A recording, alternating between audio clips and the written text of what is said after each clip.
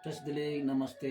फेरि पनि मेरो सबै धर्ममित्रहरूलाई मेरो न्यानो अभिवादन टक्राउँदै आज चाहिँ म यो साका दावाको बारेमा छोटकरीमा केही जानकारी दिन चाहन्छु।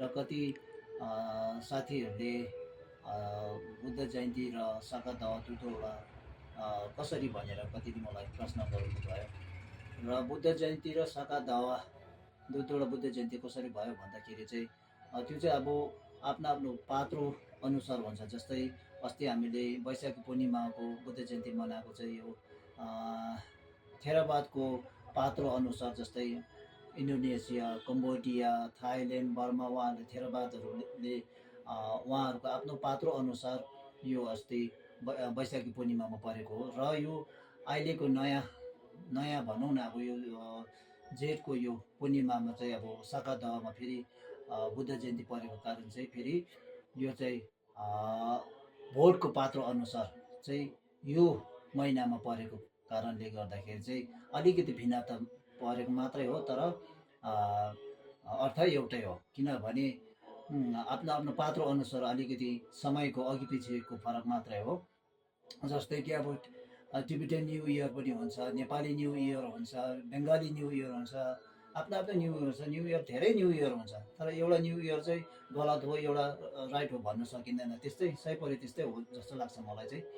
र साका दावा भन्नुको अर्थ चाहिँ अब कतिलाई अब साका दावा भन्छ। साका दावा भनेको सागा दावा भनेको चाहिँ के हो भने, सागा भनेको चाहिँ नक्षत्रको नाम हो, नक्षत्रको नाम हो। दावा भनेको चाहिँ महिनाको नाम।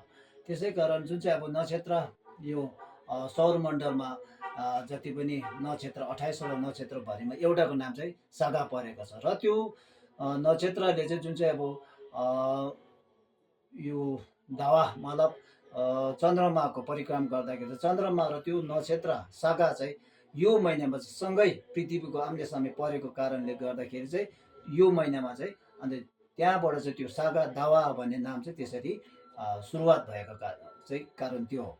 दोस्रो चाहिँ अब यो सागा दावालाई एकदमै यो महिना चाहिँ मूल्यवान भएको कारण एकदमै किन हो भनेदेखिलाई एकदमै पुण्यवान भएको महिना चाहिँ किन हो भनेदेखि चाहिँ भगवान् बुद्धको 12वटा लीलाहरू मध्येमा चाहिँ 4वटा लीला चाहिँ यही महिनामा परेको कारणले गर्दा पनि हाम्रो बौद्ध अनुयायीहरूले यो महिना पनि एकदमै बहुमूल्य महिना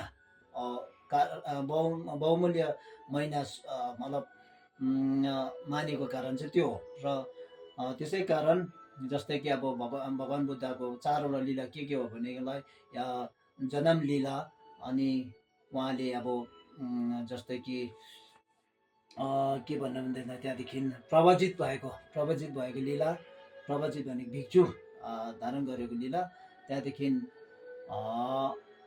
बुद्धत्व प्राप्त गरेको लीला, त्यहाँदेखि अन्तमा परिनिर्वाण प्राप्त गर्नुको लीला। यो 4वटा लीला चाहिँ यही महिनामा परेको कारणले गर्दाखेरि चाहिँ एकदमै हामीले पुण्य सञ्चय गर्दाखेरि चाहिँ यो महिनामा चाहिँ एकदमै राम्रो हुने। र यो महिनाको टिबेटनहरूले भनौँ न, अब हाम्रो बौद्ध महायानहरूले के भन्नुहुन्छ भने बुमजुर दावा पनि भन्छ। बुमजुर दावा भनेको चाहिँ बुम भनेको 1,00,000लाई बुम भन्छ, जुर भनेको परिणत भएर। जस्तै कि अब एउटा छुमे बाल्यो भने लाखौँमा परिणत भएर जाने। छुमे लाखौँमा परिणत हुने होइन, त्यो छुमे बालेको पुण्य चाहिँ लाखौँमा परिणत भएर जाने। त्यसै कारण कुकर्म पनि एउटा पाप गऱ्यो धेरै पापको के भन्छ कष्ट भोग्नुपर्ने, त्यस्तो खालको फल भोग्नुपर्ने। त्यसै कारण हामीले गुम्बा छोतेनहरू परिक्रमाहरू गरे, त्यसरी नै धेरै नै हामीले पुण्य सञ्चय गर्नु सके अति नै राम्रो हुन्छ। त्यसै कारण यो महिना चाहिँ हामीले जति पुण्य सञ्चय गर्नु सक्छ त्यति नै हामी सबैलाई राम्रो हो। र यो पुण्य सञ्चय गरेकोले चाहिँ सर्वप्राणीको कल्याण हेतु र सर्वप्राणी नै बुद्धत्व प्राप्त गर्नु सकोस् भनेर हामी सबैले मलम गर्नुपर्छ। र भगवान् बुद्ध धर्मसँग त्रिरत्नको आशीर्वाद हामी तपाईँहरू माझमा सदा सर्वदा रहिरहोस् भनेर यही प्रार्थना गर्दछु। धन्यवाद। प्रसिद्धिले।